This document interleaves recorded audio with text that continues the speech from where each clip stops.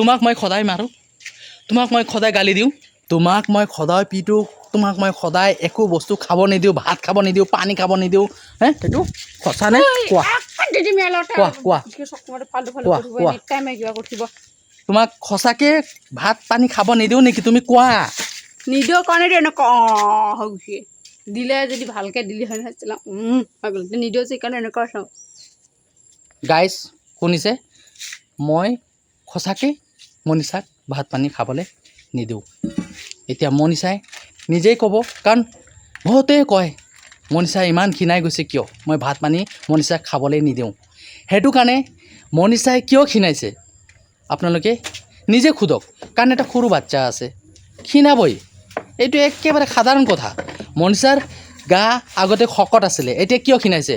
বহুতে মানুহে সোধে মোক, আজি আপোনালোকে নিজে শুনি লওক।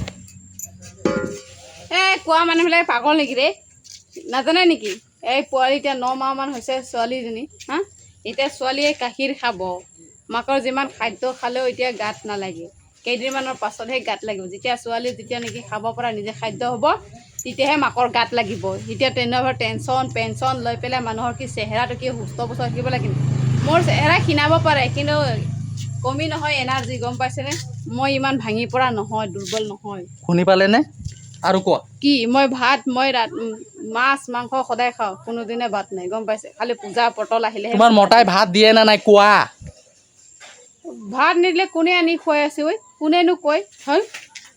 কৈ থাকে না, কোৱা মানুহ আছে নহয় বহুতে, কৈ থাকে ইমান ক্ষীণাই গৈছে মনীষাই ভাত পানী খাব নিদিয়ে বুলি কৈ থাকে মানুহে। কথা এটা আছে নহয়, জ কুত্তা ভুকতা হে ও কাটতা নেহি, জ কুত্তা ভুকতা নেহি ও কাটতা হে জৰুৰ।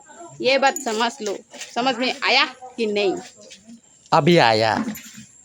তো গাইজ এই ভিডিঅ'টো সঁচাকৈ মানে মানুহে সোধে ইমান ক্ষীণাই গৈছে কিয়, কিন্তু মানুহে বুৰ্বক নেকি? মানুহে নাজানে নেকি? এটা সৰু বাচ্চা আছে, গাখীৰ খাই আছে, সেই তাৰ যিটো এনাৰ্জি সেইটো মানে বেবীয়ে লৈ যায় না, সেইটো কাৰণে অলপ ক্ষীণাবই।